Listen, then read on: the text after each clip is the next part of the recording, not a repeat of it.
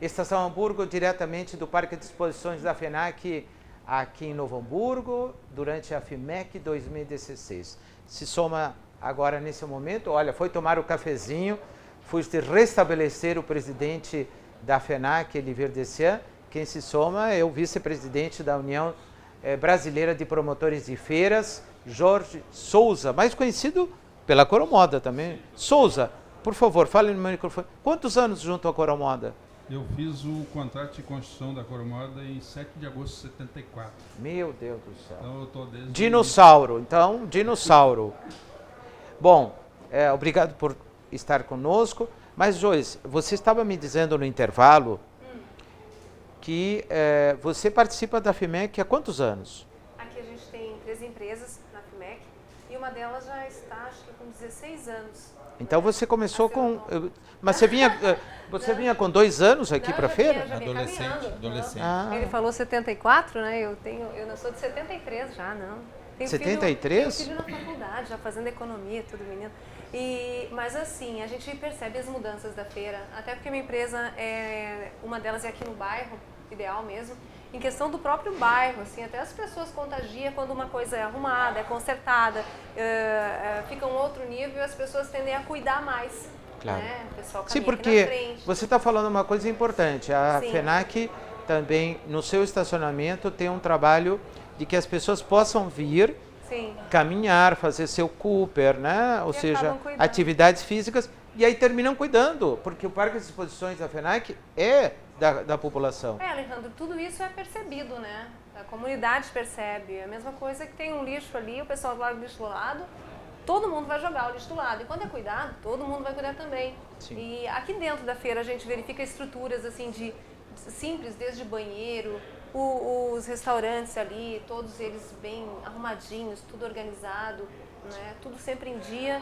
Ou quando tem um leve problema, alguma coisinha, como aconteceu, que deu uma chuva muito forte, acontece, né? Um pavilhão, uma e outra goteira aqui, uma coisa lá, e prontamente eles vêm, arrumam e resolvem. Mas e olha, rápido, sabe? Vale a pena expor, né? E eu quero dizer que eu coloquei de propósito o Jorge do seu lado, porque em São Paulo, a Anhembi, que é público, quando chove, acaba, né?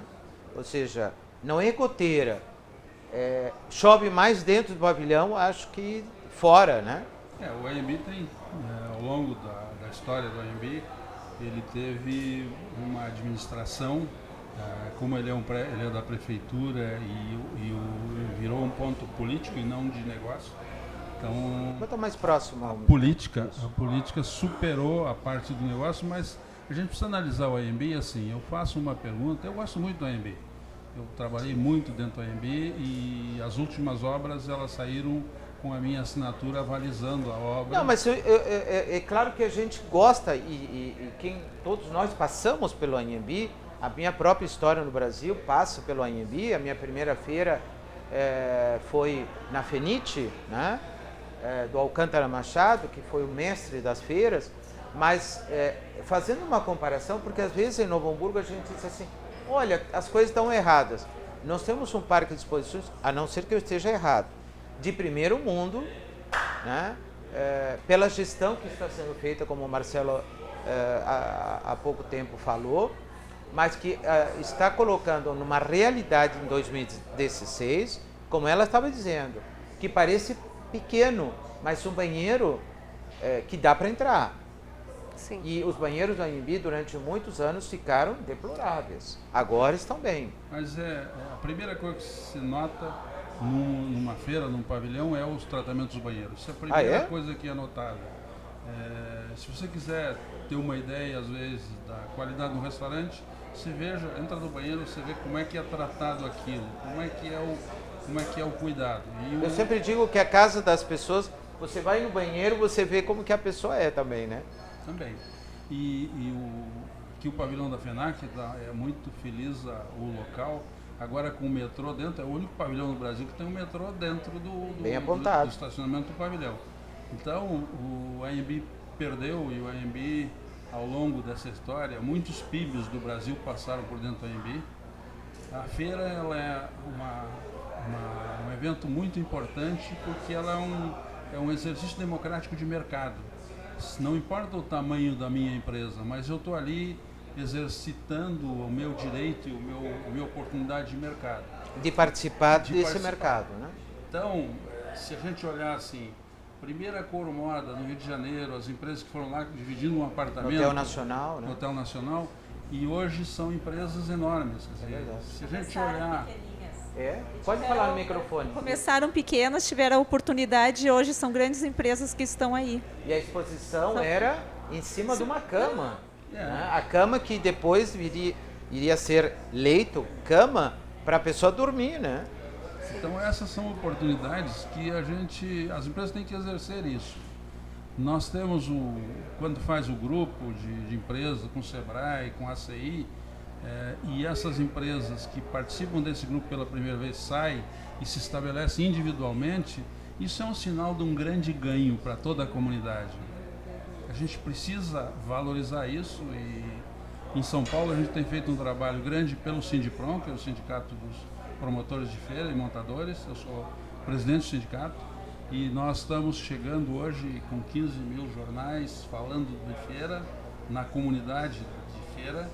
E agora nós vamos avançar, vamos chegar na comunidade de expositores. Porque o expositor precisa pensar que ele tem que estar na feira, ele tem que estar junto do mercado, junto da sua comunidade e buscar o crescimento para o todo, é importante o todo.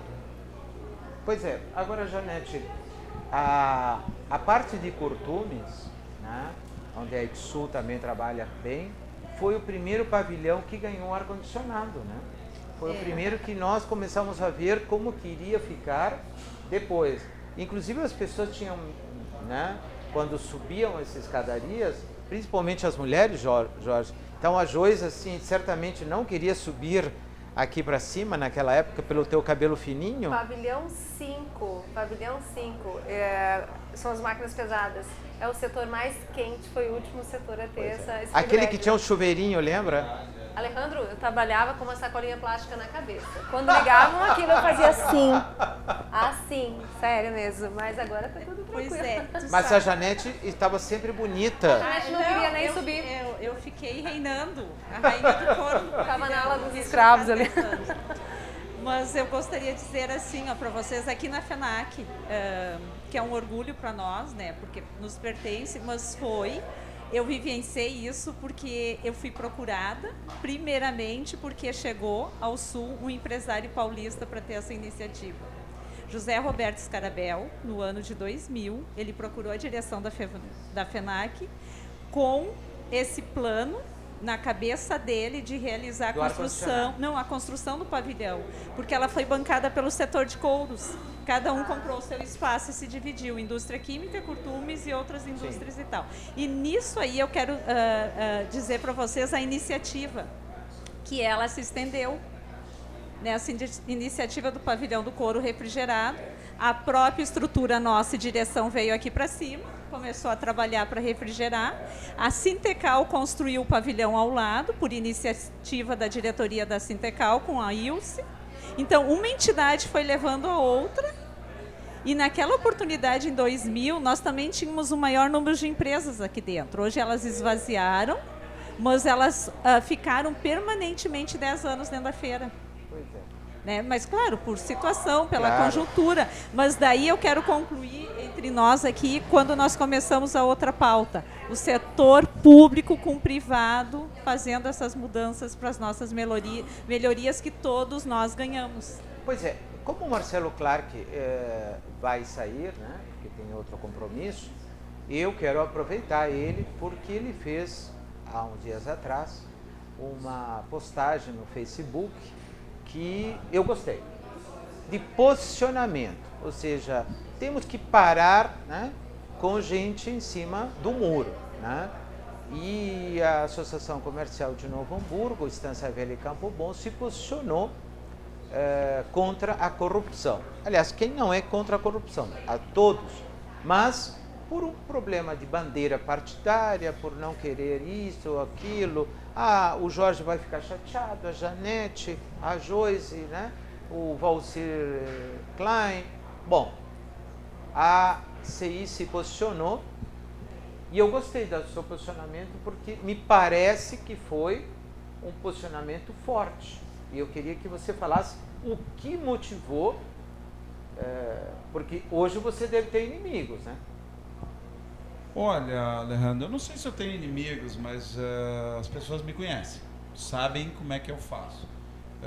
O que a gente tem que fazer para mudar esse país? Assim, hoje, com essa nomeação do Lula para ministro, sinceramente, eu procurei nas coisas dos meus filhos um nariz, eu sabia que tu tinha me convidado, eu ia botar um nariz de palhaço aqui, porque eu estou me sentindo um palhaço. E assim, quando a gente se posicionou, a entidade se posicionou, não é o Marcelo que se posicionou, aquilo ali teve uma nota da ACI que saiu na sexta-feira no Jornal NH, e eu coloquei em síntese no meu Facebook aquele posicionamento. As pessoas que têm, às vezes, a oportunidade, por estarem como dirigente, que podem ter, até a imprensa, como a gente está participando aqui, para multiplicar coisas boas, tem que ser feito. Eu nunca me esqueço da situação da Ayrton Senna falando, cara, eu tenho oportunidades que poucas pessoas têm. Eu tenho que aproveitar isso para fazer o bem, para fazer melhor. Você está aproveitando, então, o cargo também, porque a gente sabe do seu posicionamento do Marcelo Clark Alves. Ele é muito parecido com o da entidade, tá? Só que eu posso ir mais longe. É verdade. A entidade tem alguns posicionamentos. O que eu quero dizer e eu quis dizer com acabar com a corrupção? Existe uma coisa muito diferente, eu acho. Eu vou tentar, assim, o que o PT já conseguiu fazer, dividir o país ao meio, né? Em pessoas pobres e os coxinhas, né? Então, assim, isso tem que acabar. Nós estamos polarizados hoje em dois lados. Mas o país está dividido hoje. Está dividido. As eleições mostraram isso no percentual de cada candidato. Está dividido. Nós temos que acabar com isso. Hoje, assim, existe uma grande diferença e a gente está vendo isso na imprensa. O que acontece? Se eu votei no Aécio, olha a diferença, é isso que eu quero deixar bem claro. Se eu votei no Aécio e votei para presidente, porque eu achava que naquele momento era a melhor opção, com tudo isso que está sendo denunciado pelo Delcídio do Aécio, eu não voto mais nele. Porque a minha causa é o Brasil, não é o PSDB. O petista, a causa dele não é o país, é o Lula. E isso é o que não podia acontecer nesse país. Está tudo sendo mostrado. Tudo sendo mostrado. Ninguém está dizendo que ele está condenado. Mas o cara está fugindo da investigação. O próprio Olívio Dutra, que é um cara que eu admiro, eu não admiro por ter mandado a Ford embora, mas admiro pela retidão. É um cara que está ali, entrou, foi governador, modesto. Eu acho que mais correto que ele só o Mujica, né? Que entrou com o Fuca e saiu com o Fuca e leva uma vida muito modesta. Ele disse, quem não deve não teme. Então, assim, vem cá. Está escancarado demais, eu acho que isso tem que acabar. Mas isso tudo, essa polarização que foi dividida entre o coxinha e o pessoal do bem, e os coxinhas são a elite.